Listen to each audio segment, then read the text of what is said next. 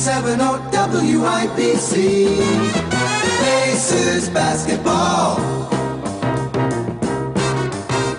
Run, run, run, run, run, run. Running commentary, extraordinary. We're the champs. Pacers. Top of the leap, we're the champs.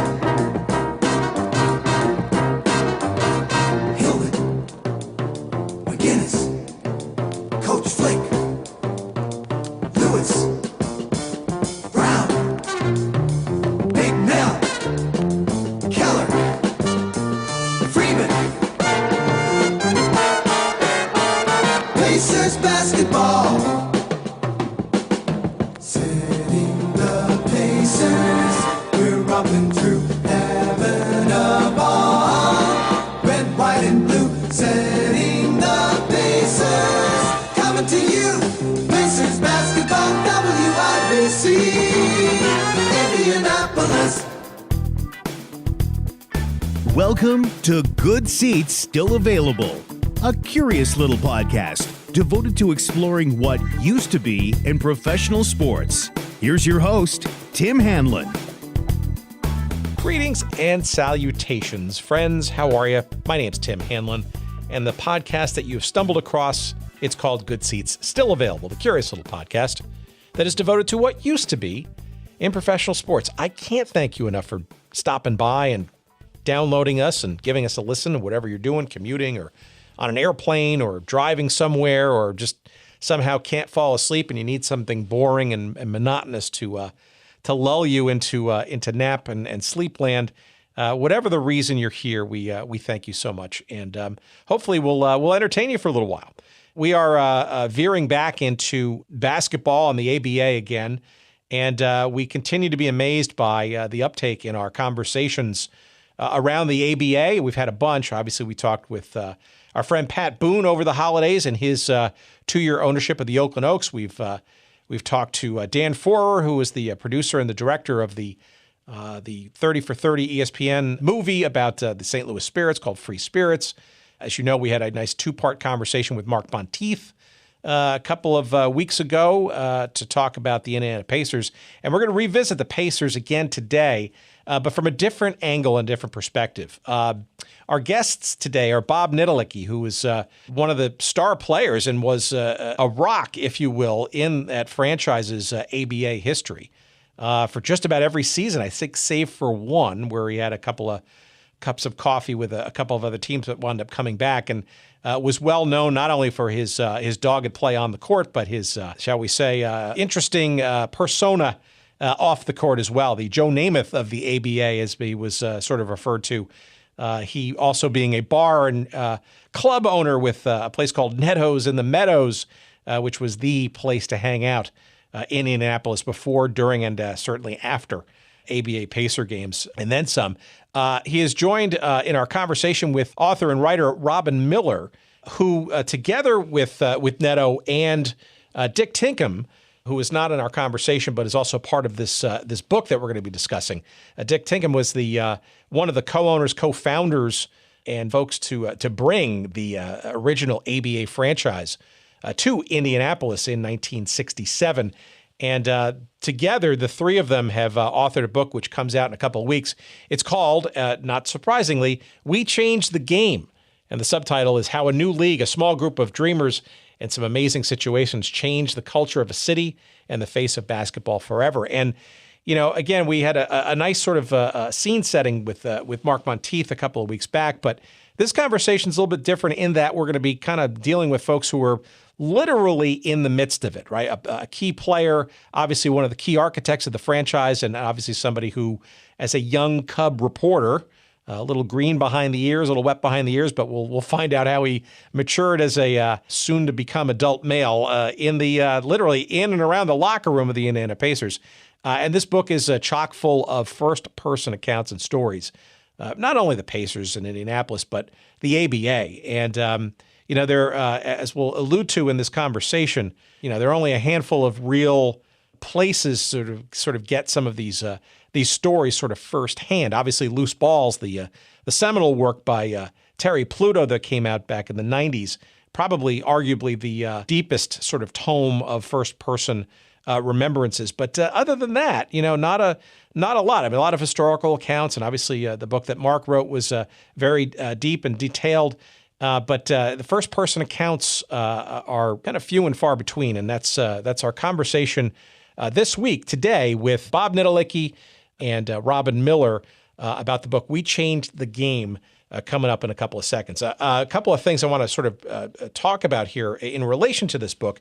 As you're going to hear in our conversation, the portions of the proceeds of this book is going to an organization, a charitable group called the Dropping Dimes Foundation, which the guys are involved with and is literally dedicated to helping give back to former ABA, American Basketball Association players who, unfortunately, not like today's big time NBA players, they don't get any pensions. They have no sort of security to depend on, and clearly didn't make a whole ton of dough during their days as players back in the late 60s and early 70s. So this organization, the Dropping Dimes Foundation, is a noble cause, and it's great to see the some of the proceeds of this book will be going to that foundation to help former ABA players who are, for whatever reasons, financially dependent, to at least get some kind of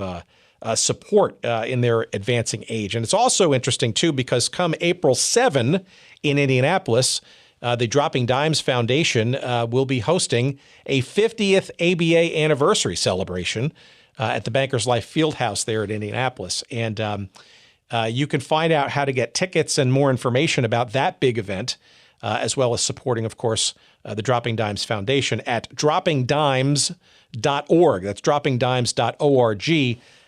And indeed, it's well worth checking out. And frankly, I'd love to show up and see if I can make a trek out there on April 7th to join in on the 50th ABA anniversary celebration. So our conversation with Bob Netolicky and Robin Miller coming up in just a couple of seconds, and we invite you to stay tuned for that.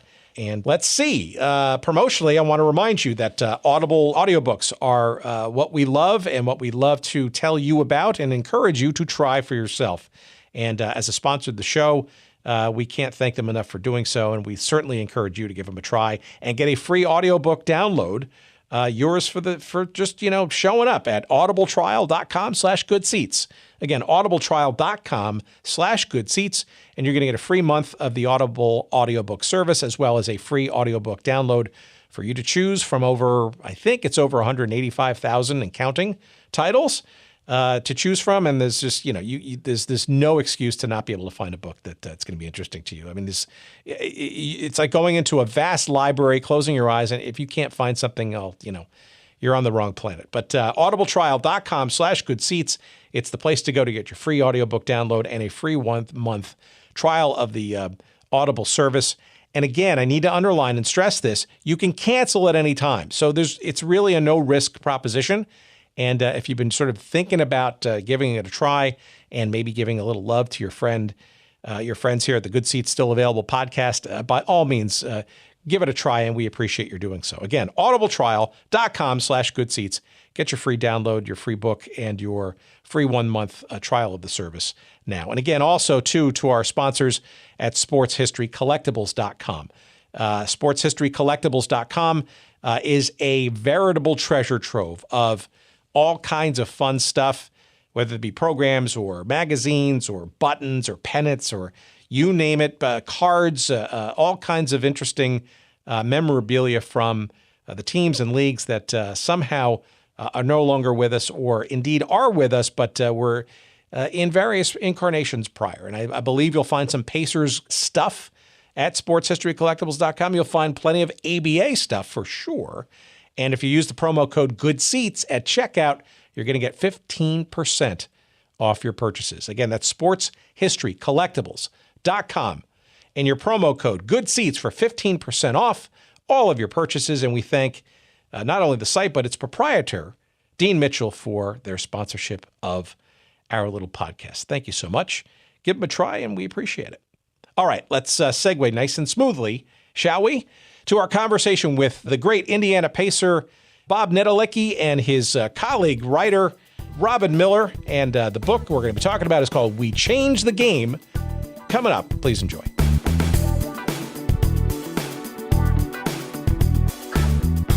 I think what you're saying is what we've been hearing a lot, that the ABA is, a lot of people want to know about it, but there's just not that much out there. I mean, it's like, most of it's he said, she said, or somebody grew up, and my dad used to go to the games, and it's a lot of it is a third, fourth, fifth person narrative, and that's why we kind of put our heads together. This started about 4 years ago with Dick Tinkham, a regional Pacer owner, and he was laughing to me, telling me all these stories he keeps reading, and 90% of them aren't true because they just don't know what they're talking about. And so he said, before we pass on, let's tell them the real stories. So that's what our book. It's not a, so to speak, a game and basketball book. It's from three guys that were there, and we're telling the real stories. And some people don't like, but facts are facts. And even myself, I've learned so much from talking to Dick in the last 3 or 4 years. I was amazed at some of the stories that I never knew, and I was a player. Well, let's talk about sort of how this all came together. Maybe Robin, as the sort of the chief ringleader on the writing and the consolidation of the stories and the narrative. Perhaps you can give us a little bit of background as to how you and Dick and Bob sort of kind of came together and decided that a book was not only worthwhile, but the manner in which to tell these stories and bring them to life. Well, I mean, Ned and I have known each other for 50 years. I mean, he adopted me when I was 18, 19 years old, covering the Pacers. Not too many teenagers covered pro basketball, and so, whenever we see each other, we always tell stories. We go see Slick. We get George, and it used to be Mel. We go to lunch and once a month, and there's so many great stories and so many great memories and so many characters. The ABA had everything. They had great basketball. They had exciting games. They had all these wonderful characters, this Wild West kind of atmosphere. And we were just, they'd been kicking this idea around before they talked to a couple different people about doing it. And then we just had a meeting at Dick's one day, and they said, would you be interested in helping us write our memoir about the ABA and the Pacers and how it turned the city of Indianapolis around and all that? Because Dick and I didn't really know each other that well. I don't think he really understood how involved I was until Neto told him. So I said, well, let's see, what's it going to pay? Nothing? Yeah, sign me up. I'm gonna spend 3 years writing a book for free. That'll be good. No, but I really didn't care because it was a definite labor of love, because the story has never been told, Tim, and that's why it's such a cool story. Not because I wrote it or because I had anything to do with it. When people read this book, they're going to be like, you got to be kidding me. Because the way the Pacers survived and all the pitfalls they overcame and all the times they almost folded, and when you see the skyline of Indianapolis in 1968 or 67 and you see it today, and you look, there's one place you can look, and you can look at the Coliseum and you can look at the Pacers, and you can say, without them, we'd never have all this. And it's kind of interesting the way we found Robin. Dick and I have been talking about this for over 4 years, and we talked to 2 or 3 different writers, and it just kind of dawned on me that I thought, my God, Dick and I were there. We're trying to tell this thing from a first-person narrative instead of like 99% of books out there are all third, fourth-person narratives.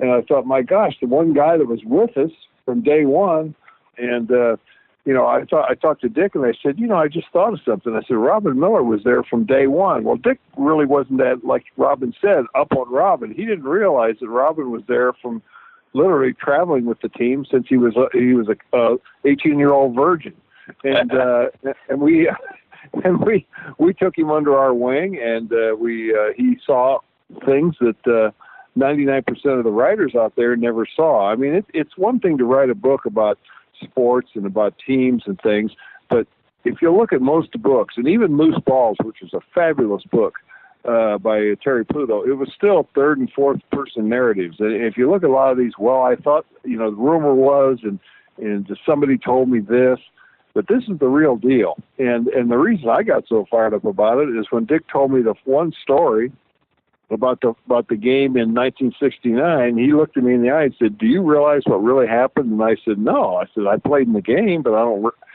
when he told me the story of how literally we were a 10-point underdog. We were supposed to lose, and the board of directors of the Pacers had already had a meeting the day before, and if we'd lost that game, they had already made plans to fold the team, file bankruptcy, and it was it. That was done, and the league was done, and that was it. Had this happened, there wouldn't be a route, there wouldn't be a Colts, there wouldn't be a downtown, there wouldn't be a Bankers Life Fieldhouse. It just wouldn't happen. And I didn't know this. Slick didn't know it. And I said, my gosh, you got to be kidding me. And that's when he said, we got to write a book. And then he starts telling stories about the merger. You know, he was the man that started all this merger, him and a guy named Dan Mason out of San Francisco. And the stories are almost like, you got to be kidding. Like Robin said, you got to be kidding. You know, truth is crazier than fiction half the time. And that's why it was so much fun to write the book. Well, let's go back for a second, Bob. Let's go into that story, right? Because I'd love to get a little bit more color on that. So you're saying 1969 or so, and you know, based on some of our previous conversations about the Pacers, I mean, that was, you know, no doubt they were. And you mentioned Terry Pluto in his book Loose Balls, right? He calls the Indiana Pacers the Boston Celtics of the ABA, and I don't think that's too bad of a term, because arguably the team, although you're mentioning a story which may challenge the credibility of this, was perhaps the most stable franchise when you look back on it, right? Which may or may not be saying something, right? But 68-69, I mean, the team was in the finals, for God's sakes, against the Oakland Oaks, and I want to hear the story. Okay, here's the story. See, what you're doing is you're a fan, you don't know, and I don't mean to be derogatory, but you really don't know what you're talking about. See, the thing of it is we were into the playoffs in 1969. First round of the playoffs, we played Kentucky, which everybody and their brother in Indianapolis hated. We got down 3-1. We were down 3-1 to the Kentucky Colonels in the first round of the playoffs. Now, I don't think there'd been a team, and maybe one, but I don't think there'd been a team in the playoffs in the NBA or either pro sports had ever come back from being down 3-1 in the playoffs at that time. So we were a total underdog. The first year in the league, we got beat by Pittsburgh in the playoffs. Done. It was over. So we got Mel Daniels, and there's another story about that in there. But here we are in the seventh game. The place is packed. We're a 10-point underdog. Kentucky, nobody ever won. Everybody thought we were going to get beat. And had we got beat, we didn't know this. The team had no clue that literally, bye-bye, the team is folding the next day. And the reason is they had no money, and nobody wanted to put any money in. Fortunately, we won that series. We went to Miami. We beat them in 4. And then we got to the playoffs and played Oakland, and we got beat, of course, in that finals. But that gave the team enough money and enough revenue and enough season ticket support to make it through another year. Had that not happened, it was bye-bye, and none of us knew. Not even the general manager of the Pacers knew this. Just Dick Tinkham and the board of directors. So it's a fascinating story, and the crazy thing of it is, you know, like I said, I didn't know it, but Dick Tinkham sure did.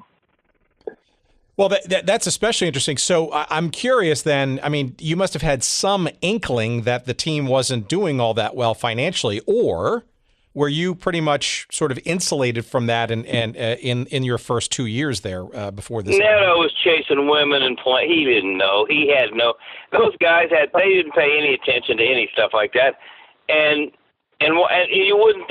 I mean, the Pacers led the league in attendance, so you're thinking, well, everything's great. But the problem was that John DeVoe had been the guy that went out and gathered all the money, and he had died, and there was anybody to take his place. And Tinkham's a full-time lawyer, and he's trying to figure out how the hell are we going to piece this thing together. And all the guys that threw in a couple $1,000s to get the Pacers started, it was just a lark. It was something that, you know, it didn't cost them much money, and they just kind of, well, we'll see how this thing goes. Well, they weren't going to put any serious money into it. So, you know, when Tinkham's watching this seventh game, it's standing room only, and they're standing on top of each other. It's one of the great atmospheres of all time. They carried Slick. There's a great picture of Neto carrying Slick off the court after the game's over. But Tinkham couldn't enjoy the game because he's sitting there sweating bullets thinking, if we lose, we're done. And if the Pacers fold, the league is the next thing to fold. Because if the Pacers can't make it, how the hell can anybody else make it? And the funny part of it is he's right about one thing. The players were totally oblivious to all this. We were just playing the game. We thought it was going to go on forever. And you have to remember, it isn't like today where these guys got $20 million a year. You know, guys are making the highest paid player on the team, maybe $22,000 a year. The entire team payroll was nothing. I mean, people, you didn't think of it in those terms back then. And truthfully, there was not one person, even Bobby Leonard, the coach, had no inkling that how close this whole thing was to blowing up. And the funny part of it is, throughout the book, there's also a couple other instances that happened that not even with the Pacers, that the league, like I said, there's one title where they quote Dick Tinkham saying, and I won't say that the cuss word, but he said the league was finished. For 6 hours, the league was completely finished, done, folded. And the way he brought it back together, literally by taking a guy in a bar and buying him a whiskey at 10 o'clock in the morning, saved the league. And it's a great story. And it's true. Yep. All right. Well, so let's back up for a second, right? So I actually want to maybe sort of go back to how you both got sort of entwined in this amazing story, the career arc of the ABA and the Indiana Pacers. Bob, I mean, you were a star player coming out of Cedar Rapids, Iowa, right? And you were a star at Drake, and you were a second round draft pick in the NBA, I think, with the Rockets, the San Diego Rockets, correct? Yeah. But then here is this sort of thing bouncing around, literally and figuratively, this sort of ABA. How does the American Basketball Association even hit your radar? And then how does this even become an option, given what ostensibly seems like a pretty sweet deal by being drafted in the second round by an NBA franchise? Well, back then, the second round pick, too, was like the 18th, 5th in the draft. There was only 12 teams after the expansion in the NBA. But you have to remember, back then, the NBA was about fourth in popularity behind bowling. I mean, there was nothing. The NBA was zilch. There was no TV coverage. Nobody really knew much about the NBA. And what they sent me a contract, and the Pacers sent me a contract, and I really didn't even think about playing professional basketball because, there was no money like it is today or anything. And I met with the Pacers. I talked to the San Diego, and to make a long story short, the Pacers offered me a no-cut contract and more money, and I went where the money was. Now, it wasn't big money, but I was one of the highest-paid players on the team the first year, and I think I made like $18,000 and got a Corvette out of the deal. But, in today's game, they're offering, a first-round draft choice is guaranteed to $10, $15 million, no matter if you can dribble a ball or chew gum. It's a totally different world back then. And like I said, the NBA wasn't, it wasn't even televised back then. You'd have to watch video replays of Wilt and Russell playing together if you wanted to see a NBA game back then. And I'll tell you one thing real quick to show you how television was. We show a P&L statement, which nobody's ever seen, of the first year, and Tinkham has it printed in the book. And I'm going to ask as a reporter, television now, I think they get $2.5 billion a year, that new contract they signed for television rights for television. What do you think the Pacers had a contract for television? They TV'd all the games through Channel 4. Guess what their total revenue for 1967 was? And I'm going to ask you a quick question. Take a quick guess, no matter what. Just take a guess. I don't know. I'm trying to guess. Put in the dollars of that era. I don't know. Let's say $25,000. Well, you take another zero off, and you got it. You got it. $2,500. $2,500 total revenue in television, where now it's almost $1 billion. I mean, think about that, and people just the modern era, I don't think they can quite understand this. That's why this book is cut so cool, is because we're telling stories that aren't just made up or aren't just he said, she said, like the guy that caught the fish, and by the time it got back to the eighth person, it was a shark. This is the real deal, and I was even, when I saw that P&L statement, I was shocked. And hell, I played there. And so, how did you two get hooked up then? So, Robin, you were what? You were a team assistant. You were getting involved in journalism. No, I was an 18-year-old sports writer at the Star, and I had just started at the Star. And I said, "Can I go out and write features on the Pacers?" And they said, "Yeah, whatever you want to do." They didn't care. They weren't going to pay me. I had to work in the office, but when I started doing Pacer features on my days off, or I'd go to practice and I started to get to know the players, and they'd print my stories. Well, Mike Storm was the general manager, and he's like, good Lord, I got this it's like having an extra PR guy, because there was all these wonderful little features about the players and all this positive publicity. And so Storm came to me and said, listen, if you want to take your days off and go on the road with us, I'll get you a room and pay for your airplane ticket. Well, that's kind of that's a little bit unethical in today's world, but back then we never thought, nobody thought anything about it. So I started traveling with the Pacers when I just turned 19, and like I said, Neto took pity on me, and it was the thing that's interesting is we're not. Those guys, Neto and Roger and Mel and Freddie, they weren't that much older than I was, but they were that much more mature than I was, and it certainly showed. Plus, I looked like I was about 14 years old. So Neto nicknamed me Jimmy Olsen, the cub reporter from the Superman series, and that kind of caught on. And they took me with them. Like he said, it wasn't a journalist-athlete relationship. It was when they went to the bar after the game or a restaurant or wherever they went, I went with them. So I got to see everything. It was it was unlimited access, and it was one of the great times of my life. Well, it also seems pretty shrewd too, right? Because that in some respects it ensured in some way, shape, or form some consistent coverage, right? And it's my understanding. Well, it was very smart on Storen's part, because he's like, look, I get this kid that's gung-ho about writing about the Pacers. What the hell? I buy him an airplane ticket and get him a room? That's no big deal. Well, that's exactly what we'll do. We'll make this thing work. So, from my standpoint, it was, I got to hang with the Pacers really, they, by that time, the third year, they had really taken over the city. It was the first time we ever had a team to cheer for that people got behind, and Neto, and they'd go into Sam's Subway after the game, and people give them a standing ovation. They get free food and free drinks, and it caught the city's attention, and it captured their heart. And we'd never had that before, because all we ever had was AAA baseball, minor league hockey. We had the Indianapolis Olympians for a few years, but that was basically Kentucky guys playing in Indianapolis. So we never had anybody to cheer for, and the Pacers were the first team we ever got behind. Well, let's talk about that. So, Bob, in particular, you were definitely one of the star attractions, shall we say, right, on this team. And maybe you can kind of give us a little bit of a sense of sort of, what was sort of going on. I mean, obviously, you're in the ABA. You're in this new city. It's all not that far away from the Midwest per se, but you're still in Indianapolis.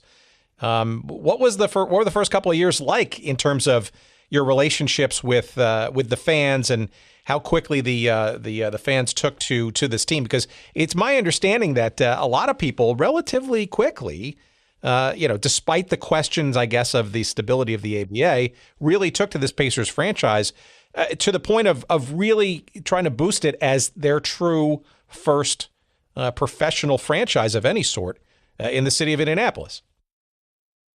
Well, the first year, they had to sell out the first night, and people were all gung-ho. But then, we had some problems, and we started losing a little bit, and we had some characters come in. I had the mumps for a month, and people got hurt. We had a guy named Reggie Harding who came, and there's an interesting story about Reggie in the book. And Reggie might or might not show up for a game. Great talent, just never came to the games too much. And after we got swept in the playoffs, it wasn't the best summer we ever had. And then, of course, towards the end of the summer, we got Mr. Daniels, and that again is another crazy story that's in the book. How they got Mel. I mean, it's amazing. And I can tell you right now for a fact, had we not got Mel Daniels, there wouldn't be a Colts, there wouldn't be a downtown, there would be nothing, because Mel was part of that team that beat Kentucky. And I can tell you that for an absolute fact, that had Mel Daniels the trade not happened for Mel Daniels, we wouldn't be talking right now. But we've got that in the book and things like that. But the second year, when we won that playoff series against Kentucky, it was almost like that was the turnaround. That's when the city, everything came together. People just went berserk. We got to the finals, and then of course the following year we ended up winning the championship, which was a great thing. And the thing is, we were lucky. We had a great team. You could not put together a team like we had in today's world, because number one, all the guys with all the scouts and all the draft and 30 teams, you could have never put a guy like Roger and me and Freddie and Mel. And then we get George McGinnis in the 5th year. George McGinnis comes here. Now, George is the number 1 player in the United States. You think we could have, and we just won a championship. You think there would be any way in hell we could have got him in the draft? No way today. It just couldn't have happened. So many things happened back then that just couldn't happen today. And it's just an amazing story. And the more you read, the more you say, if this is true, it's crazy. And it really was. And like I said, we had an unusually talented team. And I'll tell you, the key was when Slick came to us. If you notice in today's game, chemistry wins. You can have the greatest players in the world, and if they don't play together, New York is a typical example when they got Carmelo and all those guys. They couldn't play together. Slick came. We had great chemistry, and that was the key to our wins. And, of course, I think Roger Brown was probably one of the top 5 players that ever played basketball, period. And people, it's a shame, will ever know how great he really was. Well, he was. It also he was on another planet. Well, it also seems, too, that the Pacers were quite good at assembling high-quality talent, right? So no doubt you're mentioning the heart and the spirit of the team, but obviously with just unquestioned talent that was able to be fused to play together. I guess I'm really curious as to sort of how from your perspective, the Pacers, it almost seems in retrospect, they almost cornered the market on some of the most consistently dominating talent during the 9-year, run in the ABA. I'm really curious as to how, was it the general management? Was it was it luck? Was it the finding the local players, which they became really good at? A lot of it was luck. I mean, you can't tell me that back then they didn't even have scouts. In '67, I don't think a scout was Davy Crockett. I mean, they didn't have any scouts out there. It was a lot of luck, but you have to remember, myself, Freddie, Roger, the first team. Then we got Mel. And we stayed together. That nucleus of 4 guys were together. And then we got George the 5th year. But that nucleus stayed together for almost 7 years of that team franchise. And you don't see that hardly anymore. These guys jump from team to team and free agency and everything. But we had the same nucleus for almost 7 years. And that was a big, big part of it. And the other thing that you got to remember is Mike Storn worked for the Cincinnati Royals, so he knew about Freddie, and they wanted to get Oscar Robertson, and Oscar Robertson decided he wasn't leaving the NBA. But he told him, you got to go get a guy named Roger Brown. So Mike Storn didn't know who Roger Brown was, but he soon found out after Oscar Robertson recommended him. You go get him. I don't know who picked. I'm not sure who said let's draft Neto, but like he said, he was being honest. He didn't know that he was going to play pro basketball, and he has this fabulous hook shot, and he's got all these great offensive skills. So they were kind of lucky they got Neto. Oscar Robertson to thank for getting Roger. Dick Tinkham is 100% thank. He's the guy you thank for getting Mel, because he basically stole him from the Minnesota Muskies for nothing, and it just fell into place. And then the ABA had territorial drafting. Well, they sure as hell weren't going to let the Kentucky Colonels draft George McGinnis, not when he grew up in Indianapolis wanting to play for the Pacers. They were smart enough to say, okay, George, if you're going to play in the ABA, it's going to be with the Pacers because that's your team. And that's how everything just kind of fell into place. And that's a little hedging it, because George was signed as an underclassman back then when the NBA said, don't you do that. And they were right in the middle of merger negotiations. And there's a funny story in there about one of the NBA people were saying, Dick, maybe you shouldn't sign any NBA guy right now. And Dick said, well, I signed one guy. And the guy said, who? And he said, George McGinnis. And the guy about, pardon my expression, peed his pants from the NBA and said, why did you do that? But, the rest is history. But there's just all these crazy stories that could not happen in today's world. And like Robin said, we just we lucked out. We had some great players, and I'll tell you the reason Oscar said Roger was so good is because he used to play against him in the summers and realized this guy's as good as I am, and that's the truth. Yeah. Well, it also seems too. I mean, Robin, you mentioned the territorial draft concept. It feels to me that the Pacers were almost masterful at their ability to find talent within, especially the state of Indiana, through whatever means, right? Purdue and Indiana, and somebody was born and raised in Indianapolis.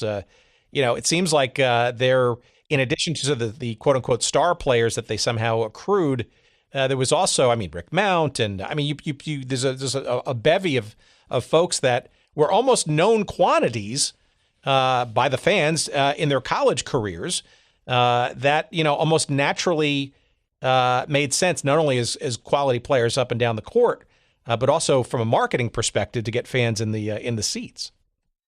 Well, Storm knew that he knew that you're starting a brand new league and a brand new team, so he went and got Jimmy Rail, who was a star at Kokomo in Indiana. He went and got Ron Bono, who was Mr. Basketball for Muncie, one of Neto's buddies. So you had a couple of local guys, Bobby Joe Edmonds from Christmas Addicts. So you had three local guys that people had actually heard of. And then Billy Keller came along from Purdue, and nobody knew he was going to be a great three-point shooter, but he turned out to be a fabulous three-point shooter. And Rick was, one of the great shooters of all time. It didn't really work out for him like it did Billy and Neto and the other guys, but he was part of a championship team. And Storm understood it was important that you had, it was the Indiana Pacers, and I think he really took that to heart, that he was going to try and get as many guys that were known around the state as he could that could play basketball. I mean, they were every draft choice and every signing wasn't a hit, but the Pacers had pretty good success. But like Neto said, the reason they were so successful is George, Roger, Mel, Freddie, and Neto. They kept that nucleus, especially the original guys, and that can't happen anymore. And that's why they were so successful. And when Slick came in and gave him some discipline and some direction, that's all it needed. And from that point on, it's like when they played the Knicks and the Baltimore Bullets in exhibition games and played them to a standstill. And I think everybody, I remember interviewing Walt Frazier after the Knicks game, and he said these guys could play with anybody in the NBA. He goes, they got all kinds of talent. I mean, I think that really opened people's eyes at those first exhibition games.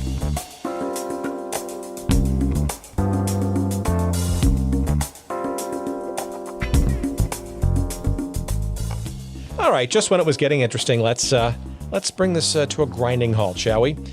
Just kidding. We got to pay the bills around here, and our friends at Audible have been very helpful in attempting to allow us to pay some of those bills, and we want to call them out now and remind you that a free audiobook download is yours for the taking, and also a free 1-month subscription to the service of Audible at audibletrial.com/goodseats. Again, audibletrial.com/goodseats for your free 1-month trial of the Audible service, and most interestingly, a free audiobook download for you to enjoy. 180,000 titles and growing every day to choose from, and there's absolutely no excuse to not find at least one title amongst that cavernous selection available to you that you won't find to be enjoyable and good for the soul, including a couple of books that might be interesting to our audience. And yes, some new ones, frankly, that I'm finally listening to. One that I'm listening to right now is by Carson Cunningham. It's narrated by Paul Boehmer, and it's called Underbelly Hoops, Adventures in the CBA, a.k.a. the Crazy Basketball Association, which is really, of course, about the Continental Basketball Association, which for many years was sort of this ragtag minor league of the NBA. And it's a book I'm about 2 chapters into right now, and hopefully maybe a guest will get for a future episode. Also, in my queue, next up, is another guest that I'd like to get, and her book that she wrote is also narrated by her. Her name is Jeannie Buss, and of course, Jeannie is the daughter of Jerry Buss, of course, the wildly successful founder of the Los Angeles Lakers and the LA Forum, and Jeannie is clearly today the brains behind the Los Angeles Lakers today. She and her brothers were active, of course, in things like, along with her father, World Team Tennis, the Major Indoor Soccer League with the LA Lasers, all kinds of stuff. So her book is next on my list. That's called Laker Girl, and that too is available on Audible. And again, it's one of the the many thousands of titles that you can choose from when you go to audibletrial.com/goodseats. And again, you too can get your free audiobook download to give it a try, perhaps one of those two, or perhaps one of the other 180,000 titles available to you as well. Give it a try, audibletrial.com/goodseats. Thanks for listening, and back to our conversation.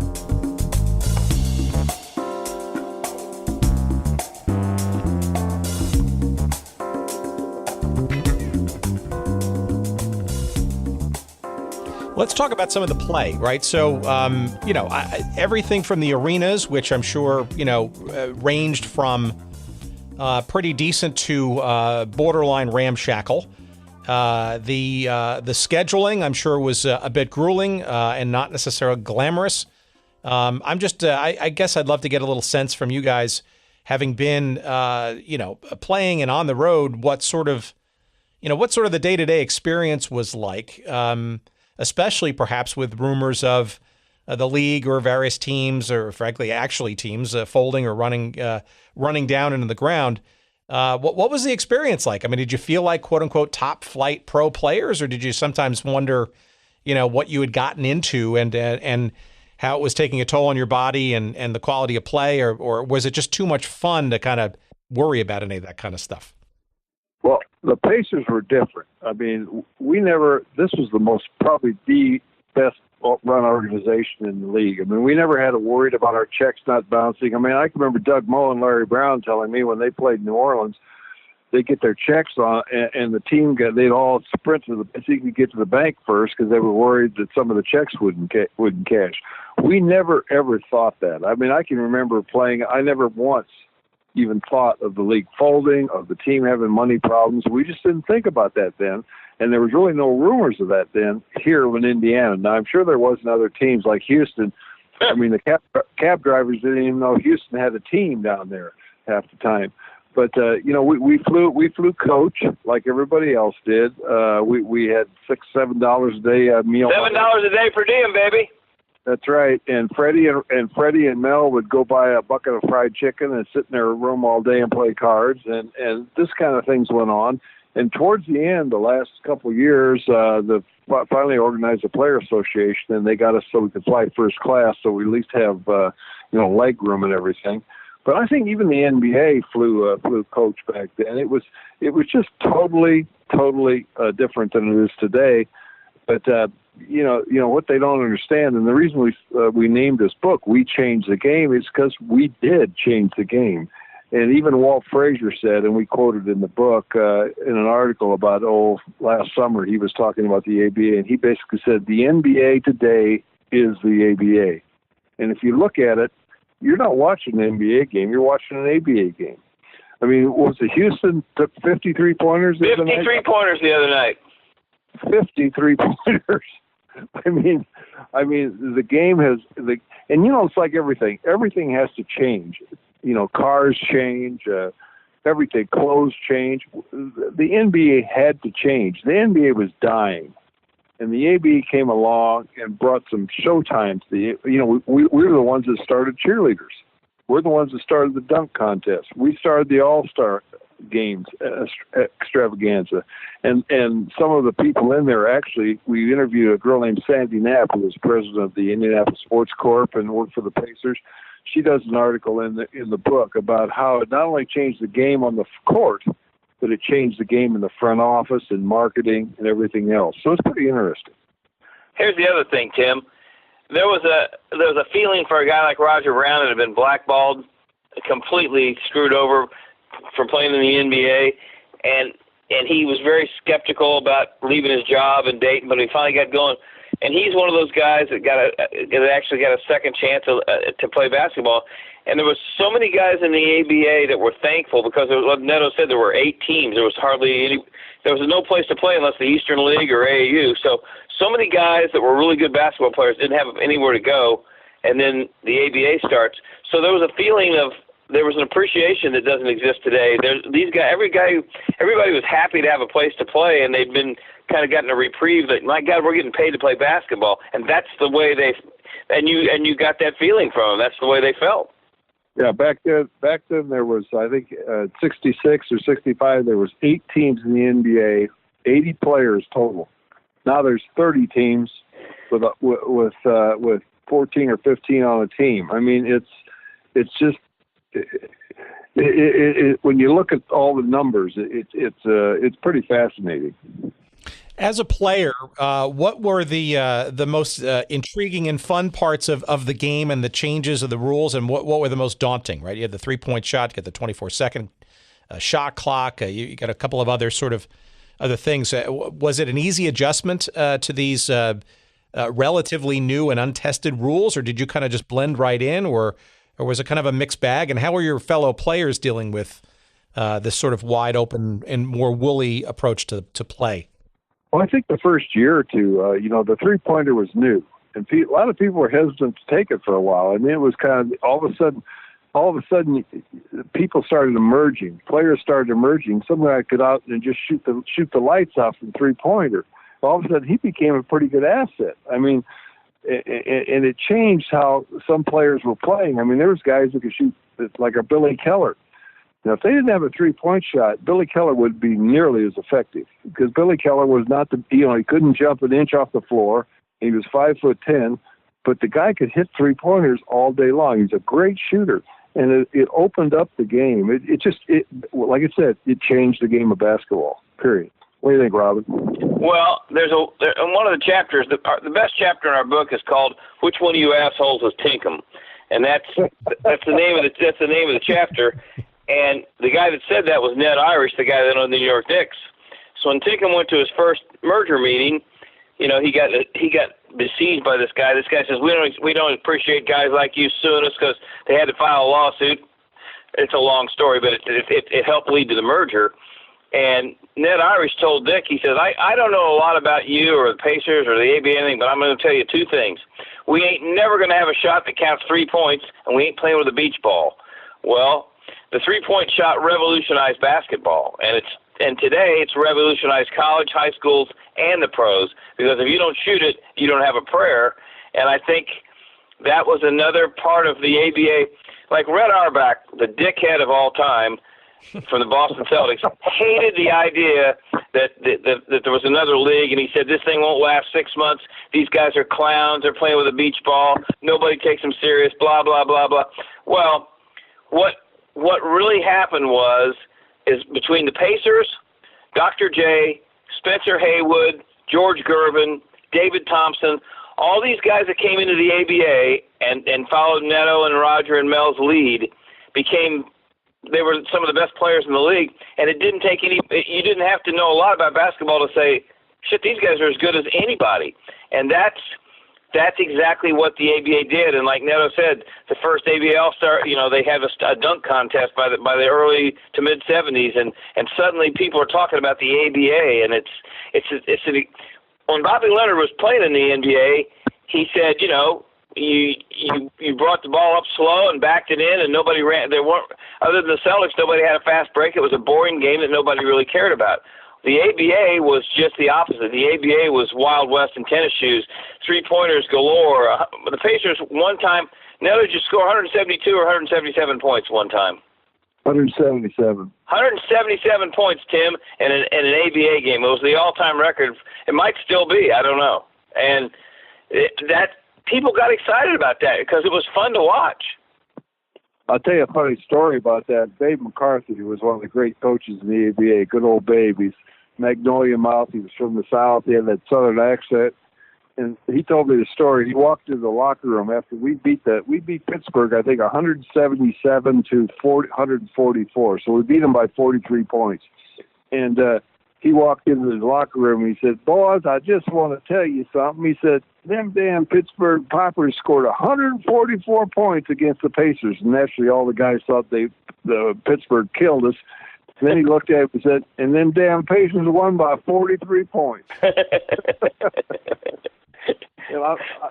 And that was, he was, but that it was yeah. I start. I can't stop talking. No, it's great. I mean, it's yet another defensive struggle in the ABA, right? So give me a sense then of of the play. I mean, were they? It seems to me like the players truly enjoyed, and as Robin was sort of hinting at, and many were actually grateful for the opportunity, especially if they couldn't get a look at the NBA and stuff. Because look, this is a theme that we've heard and seen in our previous conversations for a bunch of leagues and sports, especially during the late 60s and early mid 1970s, right, where you had a bunch of challenger leagues, right, the WHA against the NHL, and then the forced expansion that brought about. Certainly the ABA kicking the butt of a very staid and boring and to your point, Bob, not even sort of well known or televised sport of basketball. The WFL, misguided and floundering as it was, right, was a challenge to football. It just, you get the sense, and I sadly wasn't there for much of it, but you get the sense that not only was it more fun, but it just brought more life to the game, and the players, by many accounts, just seem to have embraced the ability to play, express, wear their hair long like Darnell Hillman and the Major League Fro, and it just seemed like it was a more freer spirit, so to speak. Kind of a play. Yeah, the NBA was pretty buttoned down and had its little rules and didn't approve of this and didn't approve of that. But I'll tell you one thing that people don't realize is that, and it was in both leagues back then compared to today, it was a physical game. They don't. It was much more physical than it is today. I mean, there were like how many? Well, we had 82 games the first year. How many fights do we have, Robin? 82? Oh, 50. At least. And there was no technicals. It was a tough, rough game, and there wasn't any of this coddling guys or the little shoving. I mean, it was a tough game, and I think today's game they've cleaned it up a little bit because of television or the fans. They don't want to see a fight every other game. But I mean, it was a very physical game back then. It was fun. I mean, the running joke we had on our team was the first year Mel Daniels was here, we had 82 games, and we had 82 fights, and Mel started all of them.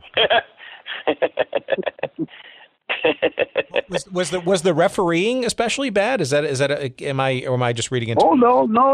The refereeing was good. The refereeing was good. It's just one time we had a game. We had a guy playing on our team named Spider Bennett. And he was mad at one of the Kentucky players, and we had a timeout. He just walked down to the Kentucky huddle, poked the guy on the shoulder, and cold cocked him. And no technical, nothing. Just said, "Don't do that again." I mean, that was the way it was back then. It was a little different than it is today. Of course, back then, a technical was $25, not $25,000 like it is today. All right. Well, Robin, you had a pretty good bird's eye view of the players, both not only on the court, but let's be honest, off the court as well. Bob, I'll get to you in a second because you've got some interesting little tidbits that we want to unearth a bit. But Robin, I want to get your sort of quote unquote objective perspective of some of the, the off-court antics and/or the personalities, shall we say, and how those personalities were expressed, not on the court, but off of it, that you're willing to share, of course. Well, I mean, there are a bunch of young guys who've got a second lease on life playing pro basketball, and they didn't fly out after the game was over. They got to stay in the city that night, so all these guys could set up residency, and everybody had a girlfriend in a certain city, and then you had this great competition for who's gonna get laid and who's gonna pick up who. And Neto made him crazy because he never spent a dime on a drink for a woman in his life, and he ended up leaving half the time. He left with the girl that they were all buying drinks for, so that pissed him off. And it was the late '60s and early '70s, and it was the sexual revolution, and it was a great time to be alive. And these are young guys, young athletes enjoying life, and there's nobody had any more fun playing basketball or chasing women or just living day to day than the guys did in the ABA. It was like, God, we're getting paid. This is really a lot of fun. I could get used to this life. So, the guys on our team that were the lady killers were Steve Cuban, Tom Thacker, Neto. Billy Keller did okay after I think Neto gave him some tips, and he finally learned how to pick up a woman. He got better, but it was just I think that was it was probably no different than how kids in the early 20s lived their life everywhere else. It was just that these guys all stuck together, and there were no cliches on the team. Everybody hung out together. Everybody went out to the bar together. Everybody went out to eat together, and there was no color line, and there was no cliques, and it was just, it's the kind of thing that probably could never happen again, and it was just kind of natural. Everybody just kind of was, Slick really preached, we're a family, we're a team. We're not going to have we're not going to have 2 or 3 guys that go on their own way. Everybody's together. And I think he really helped mold that attitude, and it just carried on. So if you became a member of the Pacers, I remember when Art Becker came here from Houston, he thought he died and gone to heaven because he's hanging out with Neto and Billy Keller and the boys and having more fun than they're winning basketball games, and they're going afterwards. And it was like, God, this is the way it's supposed to be. I'm glad I'm here. Yeah, well, that said, though, the I don't want to call it partying lifestyle, but certainly the social lives that endured after the game was over, right? That it's kind of hard though to burn the candle at both ends, though, right? Without sort of the quality of play suffering, or am I just being? Not these guys. They played pretty well when they were hungover. And Bob, can you attest to that, either personally or what is your sense of how guys came back onto the court after perhaps some interesting extracurricular activities?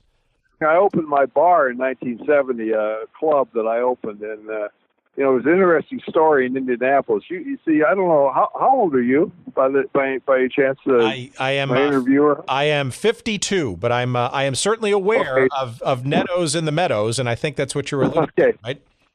Well, what I was saying is back in the late 60s, you got to remember there was no Indianapolis there was still the racial problems, and there wasn't any place in the city I could remember that blacks and whites mingled and had fun and did everything. And that my place that didn't cut it. Everybody had a good time. Black people, it didn't matter. We had a great time at my nightclub. And I've talked to some people, some leaders in the city have told me, he said, the Pacers and your club helped heal the city a lot. It was fun. And it really was. We never had a fight. We never had a problem. We had all kinds of guys in there. But as you were saying about the performance, the best game I ever played was the best scoring game. I scored 43 points against the LA Stars back in 70 or 71. I can't remember when it was, or something like that. But the night before, we played in Miami, and I stayed up all night with Steve Cuban and a couple of young stewardesses, and I got to the airport, and I didn't sleep a wink. I'd had about 350 beers. I got on the plane. We flew to L.A. Early that morning. We had an afternoon game for some reason. I don't know how we did it. I had the best game of my life. So the misnomer is you drink a few beers or you have fun the night before, you're in shape. I mean, you're in physically good shape, and I don't think a couple of beers the night before is going to affect your game in the least. At least didn't mind. Maybe some guys it does, but how about Chico Vaughn, Robin? Yep, Chico Vaughn and Charlie Williams. They'd line up they played at Pittsburgh. They'd line up for the jump ball, and whoever was guarding them would just go up and smell their breath and go, "Oh, baby," because they'd be drinking right up till the game started. And that's the truth.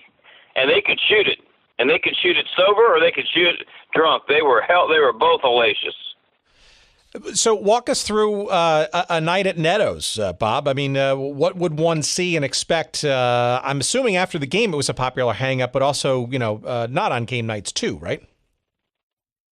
Yeah, well, funny part, during the game, it got so bad that people would actually leave at the end of the third quarter to get in line to get a seat. I mean, we'd have a line around the block, and it was great. And we go inside, and it was fun. And during the even the off season, it was people would show up, and it just and during race time was great. We had a lot of race drivers come in, and the race drivers come in, all the girls come in, and we had some movie stars show up.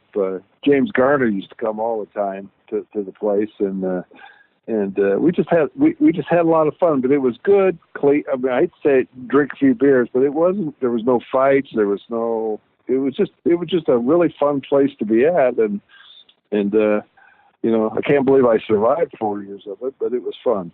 Well, how was it to be an actual bar owner? We let Robin. We give Robin a double shot of Pepsi. Robin wasn't too much of a drinker. No, I didn't drink. I watched. I observed. I'm sure that's the case, and I'm sure that's not the first little fib or stretch of the truth that you've. No, I don't drink. I don't. I never did. I never drank. Robin's a non-drinker, believe it or not. Well, you guys mentioned sort of the impact that the Pacers had on the city and of Indianapolis and the state of Indiana. I think probably the most obvious expression of that was the arrival, the building of, and the subsequent arrival of Market Square Arena. And it's my understanding that Dick Tinkham was very instrumental in that process. And in addition, it was also, frankly, probably the most outward show of support, I guess, by the community around this team in all its professionalism, albeit still in the ABA at that point. I'm really curious to sort of get your senses of both of you of that transition from the fairgrounds to arguably one of the most state of the art downtown stadiums, arenas at that time. And did you at that point, did you kind of think that you truly had made an impact and it arrived, even though the ABA was still not necessarily guaranteed going forward? Well, we could tell you the story about that. There's a whole chapter about that in the book, how it happened, the things that happened that were just, like you said, you Ripley's Believe It or Not. The way it happened with the arena is fascinating. And Dick Luger was right in the middle of it, and Tinkham was right in the middle of it. And it was almost, they had originally planned to build the arena out by where the Colts facility is now out on the west side. And how that all came to be, and how it all fell apart, and how boom, 20 minutes later, everything came together with the arena. Because I don't think, had we not built the arena, we just were, we were getting too big for the Coliseum, and they were talking about moving the team and all kinds of wild stuff that went on. But I don't want to tell you too much, because that's why I want people to read the book. But I think they'll be fascinated with that chapter. Don't you think, Robin? The name of the chapter is the MSA, the Miracle of MSA, or the MSA Miracle, whatever. It's the biggest upset fluke. The fact that that MSA ended up being where it was at the time it was, the way it was funded, is a typical ABA story that you just shake your head and go, well, that could never happen today, because it couldn't. Couldn't happen. No way. Now, do you think the building, the construction of that arena was instrumental in the Pacers being one of the four teams that got absorbed into the NBA 2 years later in '76, or were there other factors? No, I think it was more the fact that we had such good attendance and it was so loyal. Don't you know? Right. We had such good attendance. We had such good teams, and the ownership we had one guy mainly Bill Eason, who was willing to put up a big chunk of money to buy us into the NBA. I mean, the best deal in the world, of course, is the St. Louis guys. I mean, they said, no, we aren't going to do it, and they end up getting almost $1 billion out of the deal for not going in the NBA. So, but the Pacers were a natural, and that story is kind of in there. Dick goes through that story and the way the merger went down, and it was it's a fascinating thing that you read this stuff and you say, this is crazy. How could this stuff happen? But the Pacers, I think the Pacers were destined to be in the NBA no matter what. And the thing of it is, like Bob Costas wrote us a great review of the book. And in the thing he states, we are the only ABA team that kept the same city, the same name, and ended up in the NBA. The original. We're the only original team that ever did that. And the rest of them, like the Spurs, they were originally Dallas Chaparrals. Denver was the Denver Nuggets, and then the Denver somebody else's. And the Nets were the New Jersey Nets, and then it became the New York Nets and things like that. So the Pacers have some really great and fascinating history as far as that goes. Why, Bob, did you not segue into the NBA with the team? Were you sort of near the end of your career? Did you have the opportunity and chose not to? Did you? Well, I'm just curious as to. That's the long story. The ninth year I was going to play, I really wasn't very happy with the team, and there was kind of some personal things that happened there. But the funny part of it is, after the ninth year, they wanted me. They called me in the front office and said, "Well, if you want to retire, you can do this." And I made them a deal. I said, "Okay." I got about 3 times my salary to retire, but I did. I forget what I was making, but I said, "You take it 3 times and spread it out over 6 years, and I'll be happy to retire." Which I did, and that was the Binford Group, and Tom Binford and those guys. They might have been smart businessmen, but they didn't know squat about basketball. And so I retired. But then the funny part, the next year I went over to Cleveland where Bill Fitch was coaching, and I knew Bill Fitch from Cedar Rapids. He coached at Coe College, and I almost played for Cleveland for a year. I could have played in the NBA for a year, but I had a house here, a dog here, and I was just getting married, and basically I was burned out. I was ready to quit. I was just ready to hang them up, and maybe I should have stayed there a couple of years longer. But you get to that point where, I was 34, I think, and all of a sudden overnight, your body you lose that step. And believe me, it happens overnight. All of a sudden that step just isn't there. So, I just said, ta-ta, I retired.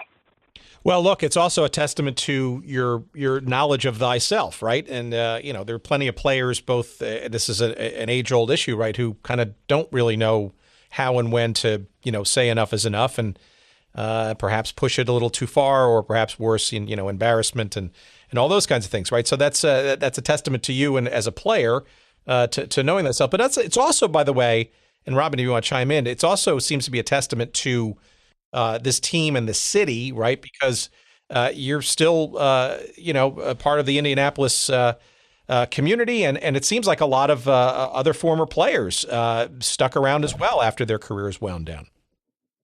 And I think that tells you a lot about the relationship.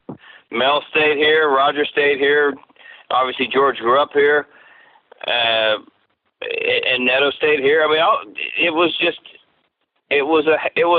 it's the cliche of all time, but it was a family like no other. And it's, how many guys? I mean, we went over and saw Slick today. George McGinnis and Neto and I went and saw Slick today, and we go to lunch once a month or twice a month. And when Mel was still alive, him and Neto had lunch, 2 or 3 times a week, and always went and saw Slick. I just don't think that happens I think it's such an anomaly. I don't think very many pro franchises, whether it's basketball, baseball, or football, has that kind of camaraderie, and it lasts for 40 or 50 or 60 years. And how would you guys describe the current day Pacers in the NBA and the embrace or lack thereof, or what of the original sort of foundational ABA version of the Pacers? Is there a continued love and or appreciation? Is there a lack thereof?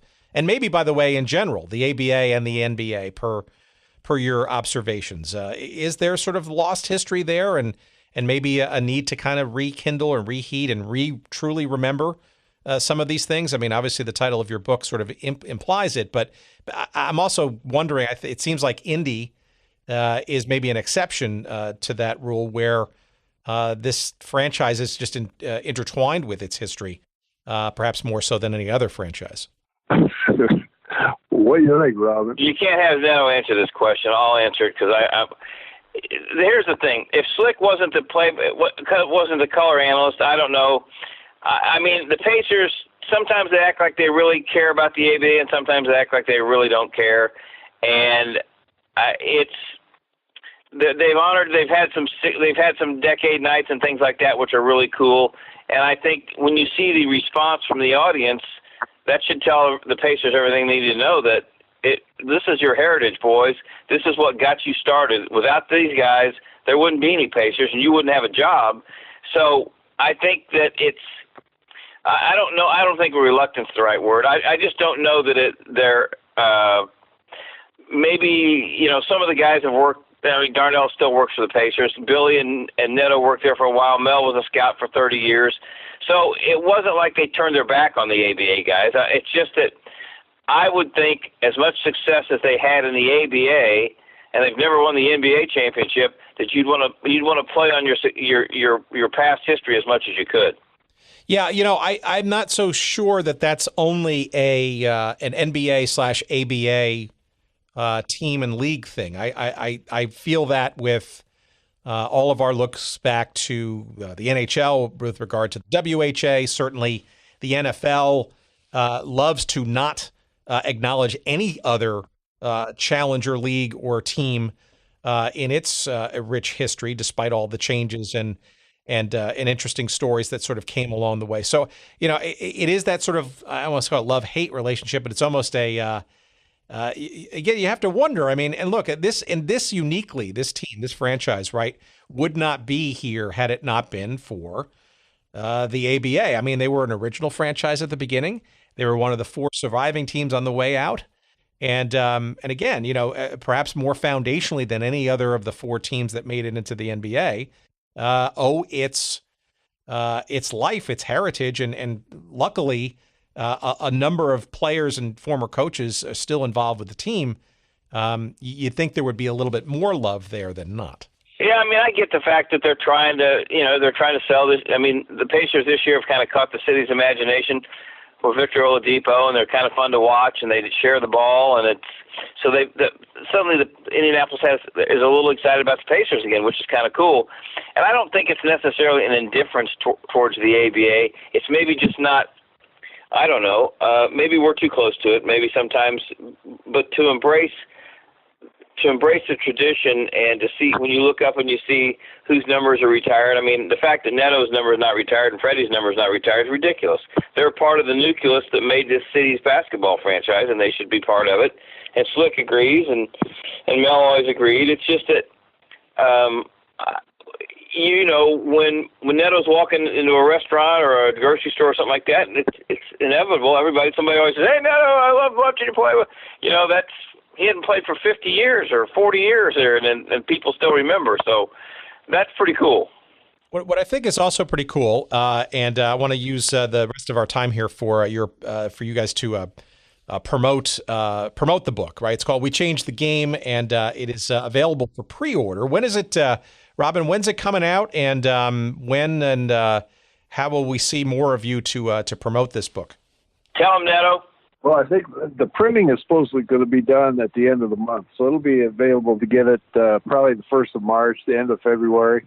I know one thing. I talked to the publisher the other day, and it's on Amazon, and I don't know if they correct it or not, but I know if you buy more than one book, you get free shipping and things like that. So I think everybody ought to go out and buy about 5 books a piece, and I think they'd enjoy it. But it's going to be out. We're going to have some book signings. It's all going to lead up to the ABA reunion, which is in April 6th and 7th.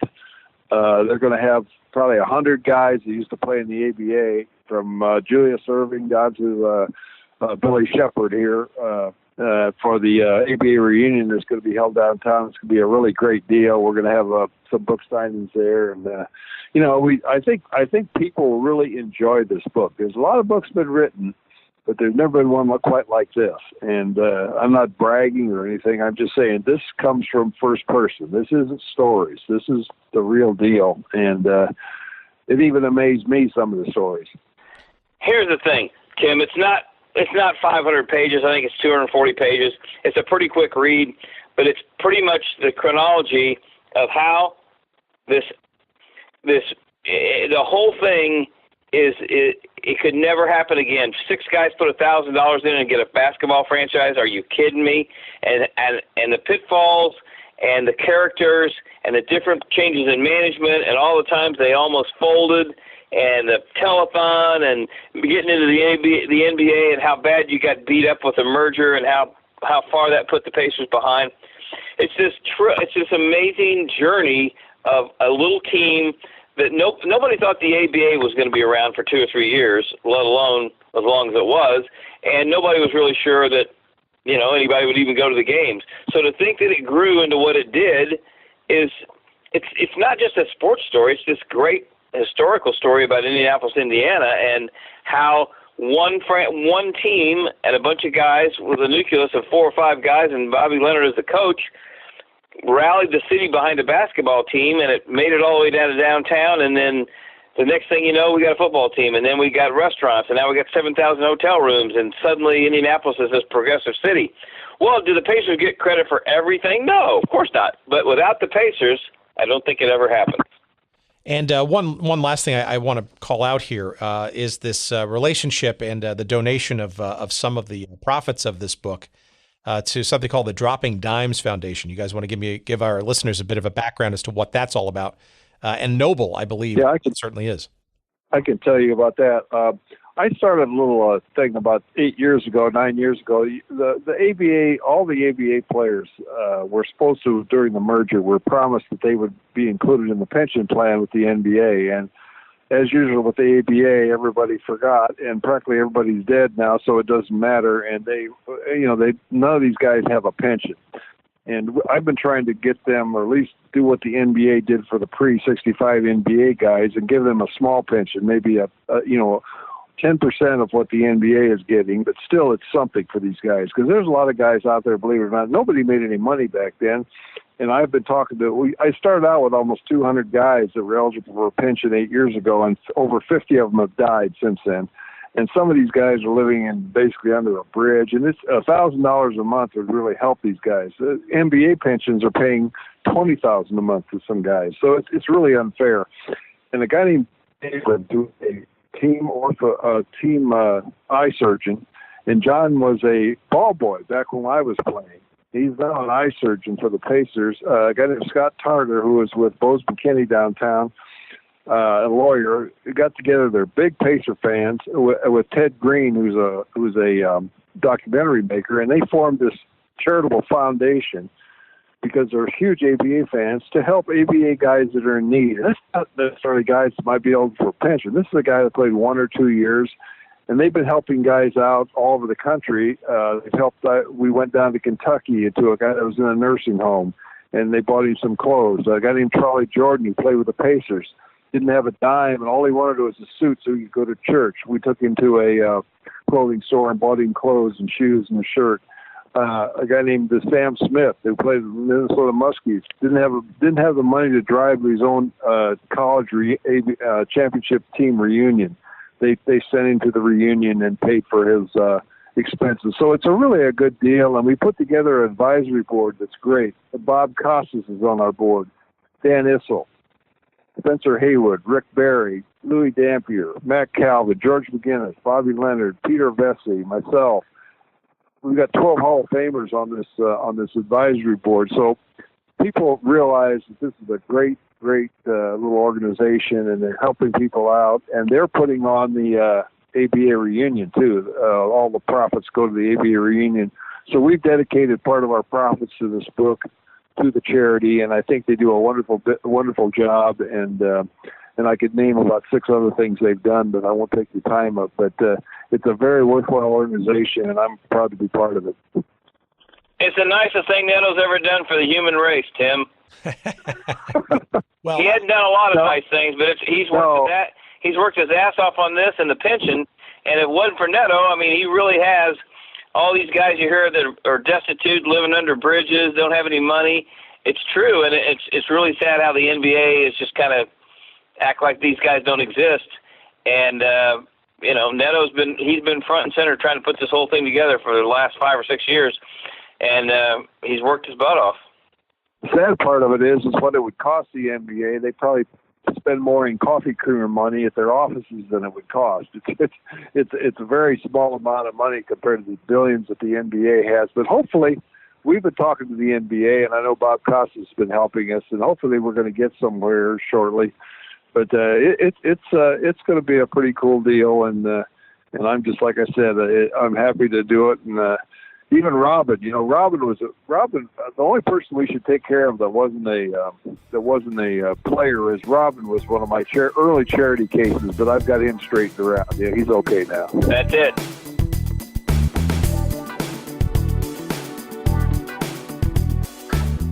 All right, a fun chat. Thank you to Neto and Robin Miller for enlightening us on some more interesting stuff about the Pacers, the ABA. Let's sort of recap all of this here. The book, which is a must-get, a must-read. It comes out in the tail end of February, early part of March. It is available for pre-order wherever books are sold. You will find a link to it on our website at goodseatsstillavailable.com. Just search for episode 48.